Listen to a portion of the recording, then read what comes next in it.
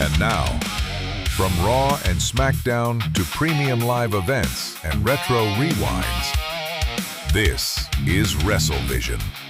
Hello everybody and welcome back to WrestleVision. My name is Luke and this is the show where we take a look at everything happening in WWE, from Raw and SmackDown to premium live events, creative decisions and all the little details that make wrestling so great. And this week we'll be talking about Monday Night Raw from July the 27th, and I apologise firstly for this being a later episode. I'm usually on it and I should have done better, but we're here. I hope you guys can stick with me this week and we'll do this. We'll get through our SummerSlam predictions hopefully in the next episode, and then SummerSlam is this weekend, which we're all looking forward to, of course. And some things in this show have some implications, to SummerSlam. And before we start there, this episode of Raw was coming out of Los Angeles, California at the Intuit Dome. But let's start at the very top of the show, and Michael Cole opened the show, and Corey Graves was also on colour commentary, and the Hell in the Cell structure was above the ring. Triple H and Adam Pearce were also in the ring, and the structure started to lower, and we got these split screen shots of Oba Femi and Brock Lesnar and Paul Heyman on the other side. And I always found this a bit weird. When they announced this last week, I thought it was strange. I thought, a weigh-in in WWE? This has TKO written all over it. This isn't the UFC. And frankly, I don't really care how much they weigh. I don't understand what bearing that has on this match at all. And let's be real.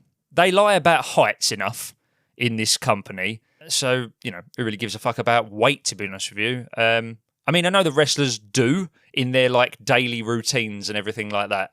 But I think us, the fans, when we watch the show each week, it's not really something that we take into account too much.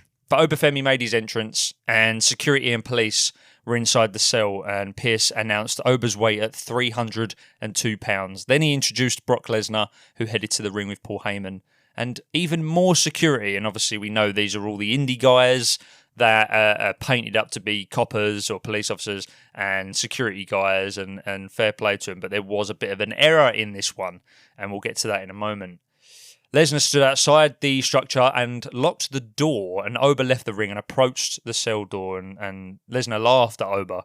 And Heyman said there was a change in plans. Lesnar held the key in his teeth as he stood on the broadcast table. Then Paul ran through some of Lesnar's accomplishments, and Lesnar dropped off the broadcast table to taunt Oba through the cage. Heyman said, "My ass," when it came to Oba thinking he could beat Lesnar inside the Hell in a Cell. Heyman said Lesnar weighed 303 pounds and when he stepped on a scale backstage. And it's so funny because we don't really know what they weigh, truthfully, but 303 over 302 is such a Paul Heyman petty thing to do. So it wouldn't surprise me if he did that just despite Oba. And just this whole segment, you know that TKO made this happen, just like I said. WWE had too many weeks between this feud and SummerSlam. And I think TKO were probably sitting there like, what about a weigh-in? Yeah, we do it in the UFC all the time. And it's just abnormal to be in this wrestling show. And for me, I didn't really see the point of it. Lesnar took the mic and said, "I'll see you at SummerSlam, bitch." Then he walked toward the stage with Heyman. Oba told Lesnar to run away like he always does, and Lesnar headed back to ringside. Oba said he won't be locked in the cell with Lesnar. Lesnar will be locked in the cell with him. "That's what I love, bitch," is what Lesnar yelled back. But we've heard that once before. I think we heard it the week before last or last week anyway. So again, this is the same segment we've had already, just painted up a little bit differently. Then Oba Femi, who we don't know if he's a face or a heel. We still don't really know that. But he roughed up the police officers in the ring, and he put most of them down with punches, chokeslammed one. And he tried the fall from grace on another, and he kind of messed it up. I think he overshot it a little bit. And, that indie wrestler, police officer who fucked up the fall from grace will not be getting a contract. And then he got a nice little receipt on the way out from Oba as he kicked him in the stomach as he rolled out the ring. But then after that, we cut to a couple of black SUVs actually, and Roman Reigns appears with Jacob Fatu, Jimmy Uso, and Jey Uso, and the crew member handed Reigns his title belt. And I did wonder, does he not just carry it all the time? Like, what does he do? Just leave it with somebody and then go out, do his shopping, go home, and then come back? And it's just like, do you think it's like in a secure lockbox there, or is it just in the dressing room? Sorry, the locker room, just chilling on the side? I don't know what the situation is with the belt there, but hey, strange. But just what they said here on the Oba-Lesnar segment. It says, the final push for Oba versus Lesnar was nothing special. The match has received the best build of the SummerSlam matches. Yeah, I mean, I don't know if I disagree with that. I feel like I want to say I disagree with that. But then when I look at the other matches, I'd probably say Seth Rollins, in my opinion, just based on a couple of the promos they've done. But, you know, overall, I don't think any of them have been that strong, really. Although I did like the video package last week from Paul Heyman on this segment. They've said, when Oba beats up cops in Dallas, they went through the trouble of saying that they weren't actually cops because Heyman pulled a ruse. Cole labelled them cops this time around. Will they explain this away, or do we have to turn our brains off and think that Oba could just beat up a bunch of cops with no repercussions? Yeah, well, just a small continuity error there. So nothing major to really criticise, to be honest with you. And that leads us on to our first match of the evening, which was the World Tag Team Champions Bron Breakker and Austin Theory versus Otis and Akira Tozawa in a non-title match. And I've seen all the stuff online about Bron Breakker's face, basically, and his reaction to coming out in this match, being in these segments, looking like he doesn't want to be there. And the rumour is, yeah, he doesn't want to be there. And, look, I don't like people that throw their toys out the pram, and he hasn't yet, but he's made himself known clearly backstage because we've heard about it. And the face says it all. This floats around online. Does he like the posts?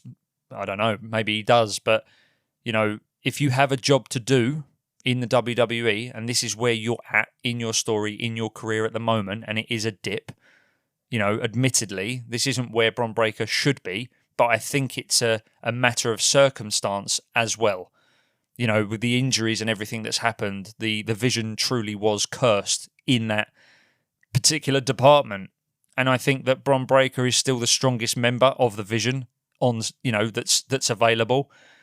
And I think that you just need to suck it up, Buttercup, and get on with it and do a good job. And as I say, it's not like he's being vocal on the mic in ring and he's, you know, but the face. It's like, we know your character, Bron Breakker. We watch you every single week, and we've seen you in the good times, and now we're seeing you in the bad times, and we can notice, and we shouldn't be able to notice. You know, everybody complains about blurring the lines, between, you know, the real world and the kayfabe and all that kind of stuff. And, you know, ultimately, you are Bron Breakker, the guy in the ring on the TV show every single week. I think you should turn up and give us Bron Breakker, the character, not Bron, whatever your last name, you know, Steiner, the real guy. Do you know what I mean? Like, we don't want to see that. And yes, it's a talking point on the internet, and maybe that's why Triple H doesn't say anything to anyone, because he knows it's going to get spoken about on the internet. Maybe that's it. But let's just run through the match here quickly. Dupree held Tozawa's ankle while the referee was distracted, allowing Theory to get the better of him before the break. Otis performed a couple of corner splashes on both opponents, then hit the caterpillar on Breakker. Tozawa hit Theory with a suicide dive, and Tozawa rolled Theory back inside the ring and went up top, only to be distracted by Logan. Tozawa went up for a top rope senton, but Austin Theory put his knees up, and Breakker ran Otis into the ring post and tagged in. Theory held Tozawa while Breakker ran the ropes and then speared Tozawa. Breakker covered Tozawa and got the free count, and Breakker and Austin Theory beat Otis and Akira Tozawa in 9 minutes and 15 seconds. And I wouldn't say it was a convincing win for the Vision, but at least they ended on a Breakker spear. And obviously last week I spoke about sort of making Bron Breakker quite clearly the strongest out of anybody. And I still think that they should do that, to just put him on a pedestal above the rest of the Vision, because it just is what it is. As we said, this is how it should be. And yeah, they ended on the spear, which is great. However, to then get taken out by the Alpha Academy at the end, it was kind of Breakker and Vision RIP, but then we got the brutal chair shot, and yeah, to be honest with you, this match was a bit of a mixed bag to me, but yeah, Vision stand tall. And we'll see what they've just written here. It says, I'm surprised they didn't have the challengers go over to set up a rematch at SummerSlam. They made a big fuss over Theory's chair shot. So not only will Otis not get a match in his home area, but this may have been done to write him out for the time being. Interesting. Yeah, I mean, I can see that happening for sure. You know, chair shots like that these days are like enders of, not careers, but enders of time. For a while. Obviously, I remember Randy doing it to Cody before their match. And yeah, it's meant to be brutal for a reason. But hey, look, if Otis takes a bit of time out and comes back and the Alpha Academy's rebuilt for a match somewhere down the line, maybe Money in the Bank or something, I'm for it. But overall, it was an okay match. I wasn't stunned by it, really. But then we got a few backstage segments and promo videos. We had Jackie Redmond interviewing LA Knight and, again, slow down Knight. You know, slow down on your promos, dude, because you're still stumbling. Even I'm stumbling saying that, but you're still stumbling, dude. A promo video aired from Sol Ruca and Raquel Rodriguez about their women's intercontinental title match later on in the evening. Then we had another package from Chad Gable, and it was a video filmed at various locations in Minneapolis. He spoke about winning the IC title in his hometown, which I think will probably happen. Then, interestingly, we got an Io Sky promo video regarding the Women's World Championship match with Liv Morgan on Saturday. And personally, for me, she totally buried Liv in this video. Everything she said was completely true, and Liv's response later in the show, I just didn't think was strong enough. And I fully see Io Sky winning this match. I just think it was a better promo, and, you know, I just think, yeah, her words were a lot stronger and a lot kind of closer to home than what Liv's were. They were just more generic, I thought, and Io actually has a reason to win, and I think we all know what that is. You know, she hasn't been the best champion of all time. It's been a pretty bad run, to be perfectly honest with you, and a lot of people were saying that they put it on Liv to wait until Stephanie Vaquer came back, and she hasn't. Unfortunately, so here we are. But yeah, I'd definitely put it on Io Sky because, as I've said before, I think anyone in the ring with Io, she makes them look $1 million. So yeah, stick it on Io. There's a little spoiler prediction for SummerSlam there. But that moves us on to our second match of the evening, and it's Javon Evans versus Rusev. And Javon Evans beat Rusev in 11 minutes and 5 seconds. And we'll just run through the match here before we get onto some thoughts. Rusev dumped Evans into the timekeeper's area a couple of minutes into the match. Rusev returned to the ring to break the count. And when he went back to the floor, Evans drove him before a picture-in-picture break. Evans hit the red dot kick and Rusev rolled to the floor. The referee followed Rusev to the floor to check on him. Rusev returned to the apron. Yeah, there was like a little bit of a scare there from an injury and kind of it was interrupted, I suppose, when they got the all clear by Evans performing a dive onto Rusev on the floor. Then we cut back in the ring and Rusev put Evans down with a matchka kick for a near fall and he went for the accolade, but Evans avoided it, and this was really, really cool actually because the resilience from Javon here was pretty awesome to see, man. Like the way he was fighting out of it, and you know, this is like once a move that would actually basically kill everybody and no one would be able to get out of it. And yeah, Evans is proving that isn't the case anymore, and it's just not as protected as it was anymore, the accolade, unfortunately. Then Evans hit a high knee and went for the OG cutter, but Rusev caught him. Rusev applied the accolade again, and Evans reached the bottom rope to break the hold. Once more, Evans ducked a pump kick and then hit the stunner, and Evans followed up with the OG cutter for the win. And I just have to say, you can't deny Evans' talent, but since being in the chamber, it all seems to have gone a bit stale for him, in my opinion. He's appearing in these like kind of matches randomly with no real story there, and that's okay. You know, like, I love a story. We all do. That's why we watch wrestling, is for the stories. But, you know, just showcasing these wrestlers, at least Javon Evans is getting time and matches, and, you know, I can't deny him for that. He's fucking good. He's so good. Do you know what I mean? And every week you get an amazing show for him. And, you know, I've got to be honest, I think I'd be putting these two in the IC picture again when Chad wins at SummerSlam. I'd be sticking Rusev and Javon in there. Build the tension around that potential storyline when Chad wins now. And then by the time we get to, you know, it could be a ladder match or something that we've had before. That would be amazing. Then we kind of have all these intertwined stories in there as well. And I think that would just make it way more interesting moving forward. They've said here a solid television match between Evans and Rusev. I'm not sure what happened when Rusev went to the floor and the referee followed, but Rusev seemed fine afterwards. On a side note, WWE is taking the same approach as last week with Reigns versus Rollins clips as they include voiceover comments from both men. Yeah, we just keep getting these, obviously, little updates through the week and brush over them on these reviews because ultimately, like, a lot of you know the story and they're interesting for me because I did miss some of it. But yeah, you know, they're so packed with adverts. I feel like those segments do kind of get a little bit lost when you think back to it. So, in my opinion, it's easier to just go on YouTube and watch something on The Shield and then something on Roman Reigns and Seth Rollins, to be honest with you, in like a little 10-minute video, which they'll probably put up. And it wouldn't surprise me if you go onto YouTube now and WWE actually have a video on there of their feud from all these years ago that you can just watch in one hit, to be honest with you. And yeah, I think most people would probably just do that. But then we got to probably the most talked about part of the night and the most wild, embarrassing and disappointing part of the evening. And disappointing, I say, because Danhausen has been roped in with Joe Hendry. And, you know, this isn't me coming from a place where Danhausen is this absolute mega superstar, but he was on a roll. And I feel like now we're getting super overexposed to Danhausen and we're getting too much of him. And they're pushing it too far now. Joe Hendry, I'm not a big fan of. I've made that very clear on these episodes in the past, but you know, it feels like to me that his only thing is these, you know, the only successful thing, I should say, that he does in the ring at the moment is these guitar skits with people. He done the Logan Paul thing and everyone remembered him for that. Tell me a match. I mean, I know he had one last week, but I couldn't tell you much about it and I bloody reviewed it because it's boring, because it just doesn't matter, because there is no purpose to him. And, you know, again, we say this all the time. They should have jumped on him after WrestleMania and they didn't. Unfortunately, they stuck him in NXT, gave him a run that probably no one really watched.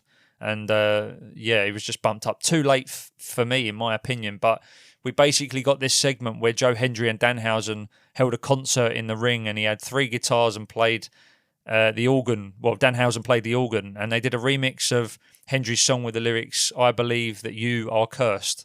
The Minihausens showed up, a group of female dancers walked to the ringside and you know, at the end of it, the boxer Ryan Garcia, he was in the crowd earlier in the night and he hopped the barricade and joined the dancers, entered the ring and acted like he was playing the guitar, and it's just so fucking stupid. Then Dom and JD entered the ring and attacked Danhausen and basically put it all away. And yeah, Garcia ended up attacking Dom, I think, and it was just ridiculous segment. Like, I watched it and I was like, what the fuck is this? Is this all Joe Hendry is good for making shitty songs for shitty segments? I honestly think he's done, Joe Hendry, already. And I think that Danhausen just kind of got some Hendry rub off of this and might have fallen off a step or two because it's that association picture. I know that people like Danhausen and buy his t-shirts and paint their faces and all that stuff. I get it. But to put him and Joe Hendry, it is like bottom of the barrel stuff. It's very, we have nothing for you guys to do, but we need to cash in on the money we've paid out to you. So let's do this mad shit. And, you know, whose fucking idea was this? Like, who is sitting in creative coming up with this exact idea and somehow they're all agreeing that this is a good idea? All them people, when you watch Unreal, all those people that sit at the board table have come up with this idea and gone, yes, that's great. I'd love to see that on Unreal. I really would, and see what the excuses are for that. But again, with a boxer guy, I don't even know who he is. More celebrity bullshit, and I thought this was a new low for Judgment Day, and honestly, a new low for WWE. It just wasn't something I was interested in at all. So yeah, we're going to move on from this one because it was a bit naff, but. We move on to our third match of the night, which was Rey Mysterio versus Ethan Page. And Ethan Page beat Rey Mysterio in 11 minutes and 50 seconds. And Rey Mysterio is just fucking timeless. Like, he has not missed a step. And the guy's like 50 plus. Like, you could watch a match from 20 years ago and still get the same energy, the same tenacity. And honestly, I don't know how he does it. I honestly do not know how he does it. Rey Mysterio is absolutely timeless, and I don't think there's another WWE veteran that after this long in the business is as consistent as him. A lot of people get injuries, a lot of people walk away and they have injuries that hinder their potentially long careers and they have to pull themselves out of the ring, and Rey just hasn't had that. I don't know what it is, and the injuries that he has had. Obviously, he was absent from WrestleMania just like a week before last year, and it was a shame. And I genuinely thought that was going to be the last time we ever saw Rey Mysterio in the ring, because I thought, God, surely he's got to be giving up. And then obviously following that, months later, obviously we got the AAA general manager role that he was given, and I thought, maybe they're just transitioning him, but he's still wrestling. He is still wrestling, and it's incredible. It's incredible to see. But we'll run through the match here just briefly. The broadcast team acknowledged that Rey beat Paige last month, but they noted that Rey was injured during the match. Okay. Paige had Rey in the electric chair position when both men tumbled to the floor, yet Paige kept Rey on his shoulders. Paige spun Rey and then powerbombed him on the ring apron. Rey went for a 619, and this is an interesting part to me. Rey went for a 619, but Paige pulled the ring skirt in front of his face to block it. How do you block a 619 with a piece of ring skirt? How does that happen, please? Like, are we idiots? The fans, are we stupid? It's a piece of material. How's that going to stop what, kayfabe would tell us is a brutal maneuver with someone running at you, swinging their legs in your face. And I don't want to take anything away from Rey here or Ethan Page, but it's just a stupid choice. And, whoever made that choice is a moron, in my opinion. But with Rey on the apron, Page ran him into the ring post, and Page hit the Egoplex and scored the pin. And, overall, it was a decent match. I do like Ethan Page, and I've always loved Rey Mysterio, but I'm not sure where this is going. Rey is just a GOAT. He can go up against anyone, and it's good. We're obviously building to something with the reverse matches and the reverse wins. They're 1-1 now, so there's something coming out of this. I don't know what it is. Maybe it's just trying to get Ethan Page over at the fact that he's beat a vet. Maybe there'll be a retirement match in there. I don't know why it would be Ethan Page at some point down the line. I have no idea. Maybe this is all they've got lined up for Rey, and Rey's quite happy to just, again, transition into that AAA role full-time and walk away from in-ring action. I don't know. But, there's something building here, and they've said here a nice win for Page. The question now is whether they will build on it or take the parity booking approach by giving Rey his win back soon. Yeah, so pretty much the same sort of thing as I've said. We don't really know where it's going. Could they build on it? Yes. Should they? I don't really know, to be honest with you, because it depends how many years Rey's got. But we've been saying that for 10 years and he's still going. So I'm not even going to question him. But after that, we did get the world champion Liv Morgan featured in her promo video, which was a snap back. She said she's the girl that everybody underestimated and overlooked on her way to the top. And she said, some may consider her an arrogant champion, but when you have her resume, you just don't care what people think. Well, everyone's saying that, you've had probably one of the worst runs in the women's division in years. Is that Liv's fault? No, it's not. It's creative. And I just want to say fuck Triple H for what he said online the other day about, I just want the fans to be fans and not criticise the creative. Why aren't they criticising the wrestlers? Because we never have an issue with the in-ring performance. That's why we don't criticise the wrestlers, because that's what we have to base them on. They turn up, they give the promos that are pre-written to them, they come up with a match, and they are coming up with a match in a time that is given to them by you. You tell them you've got 5 minutes. So they try and do the best they can whilst progressing the story in 5 minutes. If you give them 11 minutes and 50 seconds, the same applies. So the reason that we're not criticising the WWE stars is because we don't have an issue with them. Any issue that you ever see online these days is to do with the direction of the story or the fact that you've created something and made them do something stupid. Now, I have no doubt that Joe Hendry probably did come up with that song, but you have allocated a segment to them. They have to do something, and they clear it with you, and you go, yep, or you come up with it to begin with. And that is why we're criticising creative. because the direction of the company depends on creative. It's known that there's wrestlers out there, and the first person I can think of is Bayley, who have openly said in interviews that I have come up with ideas for my character, for my story, too creative, and they have rejected it, or they just haven't done it. And Bayley has just sat there going stale, and everybody complains, what the fuck are they doing with Bayley? That is a criticism on creative. No one's saying Bayley sucks and that's why she's not there. No one's saying Bayley's crap, or Bayley this or Bayley that. It's all creative. So Triple H, you fucking idiot, that is why people criticise creative, because you are the ones at the steering wheel steering this company in the direction that it's going in. And it's currently going down fucking hill. So enough on that. Apologies. But then prime example, we go to this fucking segment, very brief. Danhausen and the Minihausens were laid out in his lab. Adam Pearce entered the lab and told him to give Dom the money back. And he said he wanted a human monies on a pole match.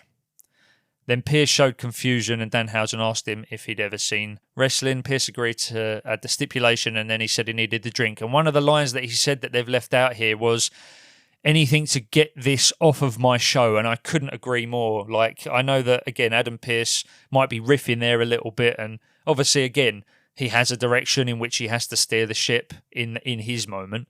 But I couldn't agree more. What a load of nonsense this was, and I have to echo it again. This is just, the way that Dom is being booked at the moment. We're not sitting here saying, well, I should criticise Dom. He hasn't done a good enough job, which is why he's there.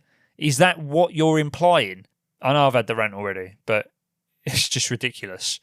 You are making these stories for him. You are putting him in this position. No one's asking for this, but you guys.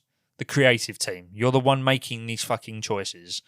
So, sorry, but let's move on to the next segment. And we get Jey Uso and Jimmy Uso making their entrance through the crowd. Jey ran it back again. Yeeting's dead, mate, in my opinion. So I'm done with it.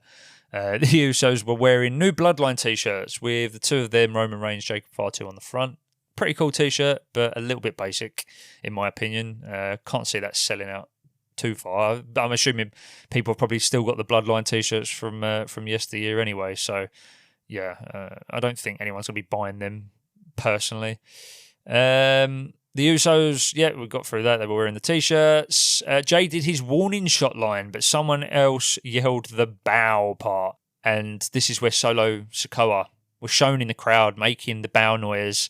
And he said he didn't see the bloodline because the real bloodline, has him in it. Solo said the Usos didn't stand a chance in the six-man tag match at SummerSlam. Jimmy said Solo is acting like he doesn't want to be back in the bloodline, and Jimmy told Solo to make it easy on himself. Run the plays or else. Solo asked if they were going to send him a warning shot or yeet for 30 minutes, which is absolutely true, picking up and sort of almost breaking the fourth wall there of knowing that this is just nonsense. Solo asked why he'd want to return to the family. He said he loves where he's at. He said the LA fans love where he's at, which got some cheers and a Solo chant. Good, because again, I feel like you need to be investing in Solo stocks at the moment because this guy's on the up. I'm telling you. He told the Usos to tell Roman Reigns that he can kiss my ass. And Solo mentioned that he'd be teaming with Royce Keys and set up his other partner, LA Knight, who came out. And just running it back to the start, there was a moment where Jey was reading off his lines and he, as he does, he sort of yeets with the one hand with the mic in the other to try and get the crowd to participate. And the problem with that is that you want people to yeet, but only when you want them to. We've seen it so many times where he's been talking, trying to do a serious promo, and I don't really rate Jey on the mic at all. I think Solo's the best, followed by Roman and Jimmy, to be honest with you. But they've done it, and you've told them to shut up and not do it. And now when you do it, people are unsure whether they need to, and they need the prompt now from you to do it. So, Jey, I don't even think knows what he's doing with his own gimmick, if I'm honest with you. And just going on to the better half of that, Solo coming in again with the jokes, mate. Love the humour. fucking love this guy. And tell me if I'm spitting lies. Tell me. I think Solo Sikoa has the potential to be the final boss version of like Rikishi. You know, I know he's his son, of course, but the suit, the look, I feel like that there's a transition happening right now. It is what it feels like to me. And I know Roman's still where he's at. He's still the champion. But Solo is surpassing the Usos right now as the popular Samoan, you know. Don't get me wrong, Roman's still up there. But Solo is coming in hot. And he's a better promo. His in-ring is, I would probably say, about on average with the Usos, if a little bit better. Yeah, ultimately, I think that Solo Sikoa is one of the most entertaining stars on the roster at the moment. He was the highlight of the show, and all I've seen on X is photos and videos of Solo. So that tells you all you need to know, really, about how people felt about him and this segment. And nobody yeets for Jey anymore. No one was really doing it in this segment either. But then LA Knight makes his entrance, and he said his heart doesn't pump purple piss for the Usos family drama. He said the Usos screwed him out of a title match and then screwed Royce Keys on SmackDown. Then Knight and Solo entered the ring, got the better of the Usos. Royce Keys ran out, was greeted by Jimmy in the aisle, and, you know, it obviously all blew up again. And I feel like that we have had a lot of this. Every week we seem to get part of this storyline sort of shoehorned in there somewhere, and it's weird because it's been very much a sort of a highlight, but not where I really enjoy it. It's always there. It's the most used segment, if that makes sense. Do you know what I mean? And like it seems to just be popping up every single week. And I said a few weeks ago that I think that Solo will turn on his team. And I think that the momentum that he's got now, it truly would be a shocking moment because of the work that he's putting in and obviously the things that he's saying and doing to everybody else. It would be a fantastic turn. I think people really would be shocked. Even though people are saying it, I think we're all saying it with a kind of hesitation because we're kind of unsure. But I know I'm not the only one who has since said that. So that could be interesting. But just to end it off, Fatu and Keys approached one another and then traded punches. Keys put Fatu down with a clothesline and Fatu stood right up and applied the Tongan death grip. Solo broke it up by kicking Fatu and he hit him with a Samoan spike. Then Royce Keys performed the spine buster. Again, got to speak about it every week. It's fucking great. I love it. Knight hit his BFT on Fatu, ended up on the floor, and Fatu pushed the Usos away and stared at the babyface trio. And they've said here, the six-man tag match has received far more creative attention than I anticipated. Yeah, there you go. I'm not complaining. I'm just surprised. Yeah, and I feel the same way. Like, you know, I think I was annoyed that it was in every segment. I was annoyed that it was in last week's, SmackDown show, because it just didn't need a place in there in the Finn Balor match, and I was just enjoying it for what it was. And what is it, the fatal four-way? Yeah, it didn't need to be in there. It is what it is. But it didn't need to be. To be fair, if we had this segment here, it was pretty much the same, just with the added Solo, and LA stuff. So yeah, there you go. Then we got another plug, which I haven't actually spoken about this year, on the WWE radio spot, Sirius, is it FM or XM? Sirius FM, whatever it is, have basically been taken over by WWE, and they're going to be hosting this radio show, or it's going WWE the whole time. I'm not entirely sure. I mean, I'd be interested to listen to it. However, some of the points that have been raised about this, and I totally agree, is the fact that it is just unreal over the airwaves, essentially. They're people that had opinions about WWE probably long ago, and they were manufactured to create a narrative and sort of mould how the WWE looks to us, the fans, when we sit and we listen to this particular radio show. You know, if you listen to podcasts like me, or any reviewer, you're probably going to get, small-time reviewer, you're probably going to get an honest opinion on what the product's doing right now. But with this, I think that this is essentially them putting their stamp on something so they can manipulate it and tailor it to how they want it to be and how they want people to talk about WWE. And they're so obsessed with that at the moment and sort of creating their own narrative within their own four walls about how they look to the outside public. And it kind of, they're in the radio space now, and people will listen to that. People will stumble on that and believe that that is the truth about WWE. And I'm not saying that opinions can't be different, but I feel like that these aren't maybe going to be opinions. They're going to be pre-written subtexts adding to a story, or like I say, a narrative that we all believe to try and sway us or make us think in a positive light about something that ultimately sucks. And the online community will tell you, yeah, it's shit. And WWE radio will go, oh, it was really fun. It was really great. It's so much fun. Like, I really had a right old laugh with that. And people will go, because them guys are popular. So I have to agree with that too. So, yeah, I just think it's a load of rubbish, to be honest with you.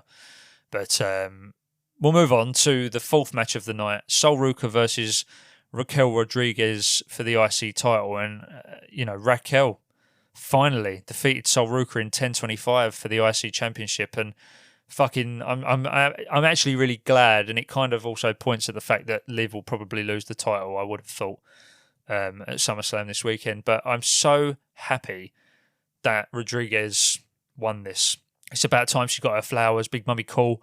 I really like Raquel, and I think that she needs to get some sunlight on her away from the shadows of the Judgment Day.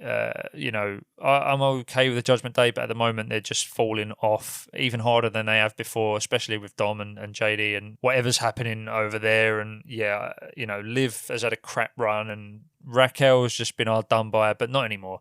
She did win the belt. She got busted open and, she looked like a total fucking badass winning this belt. And let's just run through the match briefly. Ruca failed to power up Rodriguez, who swung at her twice, missed both times. Ruca went for a springboard move and was caught by Rodriguez, yet she was able to slip away and land on the apron. Ruca put Rodriguez down with the DDT for the 2 count, and Roxanne Perez interfered and was quickly put down by Ruca. She feigned an injury to distract the referee. Meanwhile, Liv Morgan showed up on the other side of the ring, grabbed Sol's leg. Rodriguez put Ruca down for a good near fall. Then Io Sky ran out and was attacked by Morgan, who ran her into the barricade. And we had all this, obviously, again, we're bleeding in these other stories now, which makes sense. It's, this is the Judgment Day, so that's fair enough. But in the ring, Ruca went for the Soul Snatcher, and Perez pulled Ruca's head onto the top of the ring post.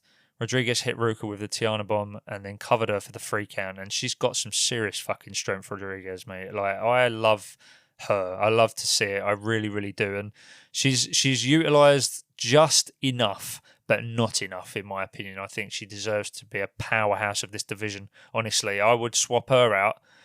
I would swap Jade out for her all day long, personally. I think she's way more interesting than Jade and has a lot more potential and a lot more going for her. And, I've got to be honest with you, Sol Ruca isn't looking great, not a fantastic start to her career. Yeah, all right, she won the IC title, but I feel like overall she's taking more losses than wins here. And it's kind of burying her, if I'm honest. Like, she, I know that you can't compare the two, but I look at Javon Evans, who pretty much came up, it was roughly around the same time as her, and they've had equal opportunities. And it's interesting, isn't it, really, because Javon Evans hasn't won a belt. Yeah, I feel like he's more successful than someone like Sol Ruca, who has won the IC title. And I just look at Ruca and I go, well, back to the bottom, back to the just random matches, because they'll probably not figure out what to do with her, just like Jordynne Grace, which is interesting. I've heard about this releasing of Jordynne Grace as well, just on a side note. And there was somebody else in there, and you can't blame me for not remembering who it was that is looking to get released potentially. And again, it's just another fuck up by creative and not knowing what to do. And this is, again, Triple H, this is why we fucking blame you, man. You brought her up. She had a great start in the Rumble. You put her through NXT. She was great. You've brought her up and she's had probably 2-3 matches. Jordan Grace, and yeah, it's fucking ridiculous, mate. And it's such a waste and such a shame. She's a really unique looking wrestler, and she's great. And again, another one that I was super excited by when I saw her in the Rumble for the first time, and it just hasn't landed for her because they just haven't got a fucking clue, and they just reuse wrestlers. You know, we got the ladder match. All right, Chelsea's in there, great, fantastic, I love that. Why is Tiffy in there? You know, why is Charlotte in there? Why aren't you putting people in there that need an opportunity, that need some time on? Give us something different and exciting. Why are you putting these people in there that already have belts? They have their chance. If you're someone who doesn't have a belt and doesn't have time on the show, and you're looking at someone like Tiffany Stratton, who's been a women's champion, who's now the US champion, and she gets another shot, what's so special about her? She's proved herself. She has a belt. You've obviously let us know, you've let the fans know that she's done a good job by rewarding her with a US title. We know she's good.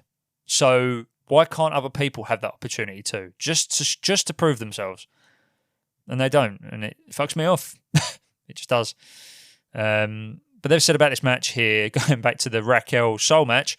Sorry, I got a little bit sidetracked there. As much as I enjoy watching Ruca, she was heavily protected in the defeat, thanks to the outside interference. Yeah, that's true.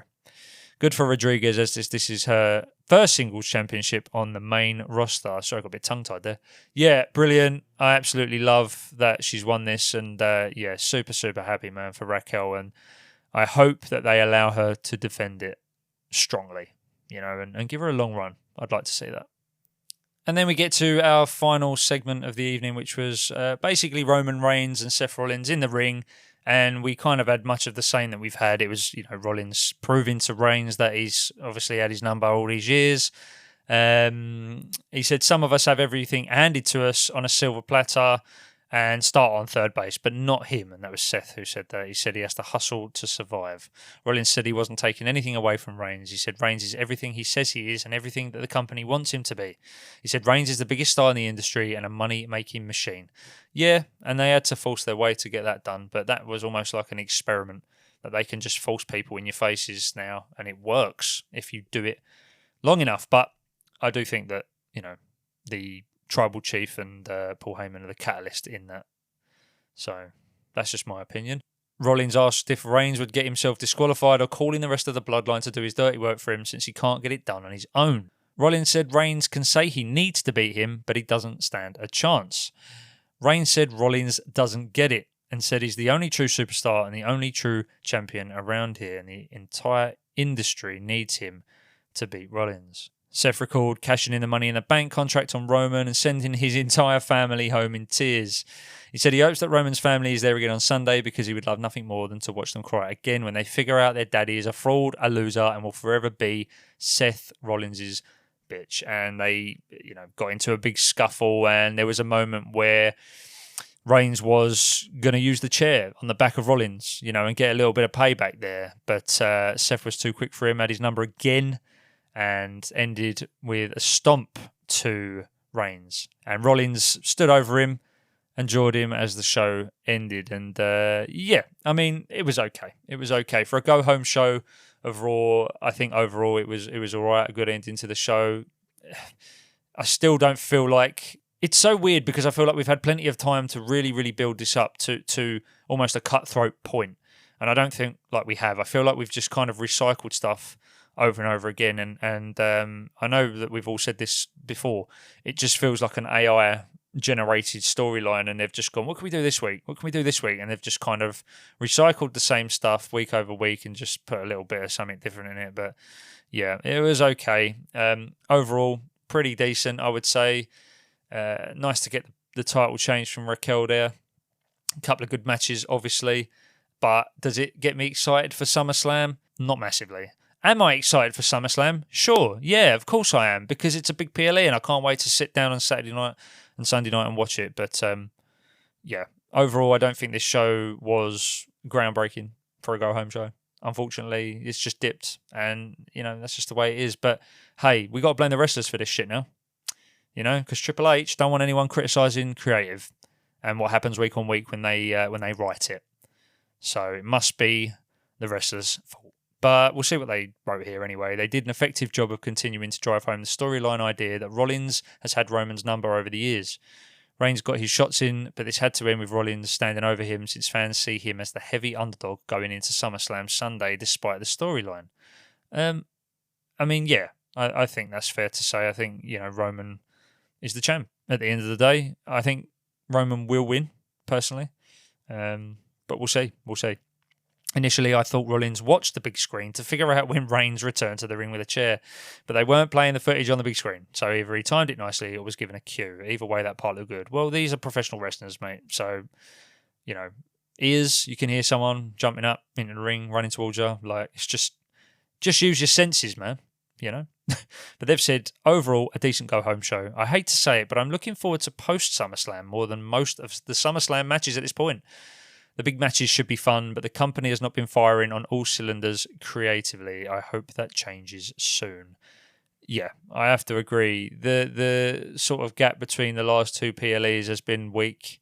We knew SummerSlam was coming. We've had a lot of the same stuff week on week. It hasn't really progressed that far. I feel like the story or the build-up of Brock and Oba ended like 3 weeks ago, and we've just basically repeated it. We've had the triple tag coming into every storyline, it seems. Regardless, that's been really in our face, which again makes me think that something will happen in that match that is a turn or something. Trying to get us to remember it, make it bigger than it needs to be, in my opinion. Or maybe they just don't have faith in this match or these wrestlers and they're just trying to force it to say, remember this. I'm looking forward to SummerSlam, and yeah, I will be doing my predictions my predictions on SummerSlam, and I'll get them out to you as soon as possible before SummerSlam on Saturday night. And my last word of the night will be the MVP and Wooden Turnbuckle Award. MVP for this week's episode has to be Raquel Rodriguez. We're going to go with well done on winning the IC title. Well deserved. Very happy about that. Wooden Turnbuckle, you know what I'm going to say. Joe Hendry and Danhausen, get that trash out of this business. Well, I don't mind Danhausen, and I don't really like Joe Hendry, but it just goes back to Triple H. You're writing this stuff, mate, so sort your fucking shit out and stop blaming everybody else but you. But I think that's where we'll wrap the episode today, guys. I've been Luke. This has been WrestleVision. Thank you so much for listening. And if you enjoyed today's episode, take yourself in by following WrestleVision on Spotify, Apple Podcasts, or wherever you are listening. You can also follow the show on Instagram at WrestleVision Podcast. But until then, WrestleVisionaries, take care, and I'll catch you in the next one.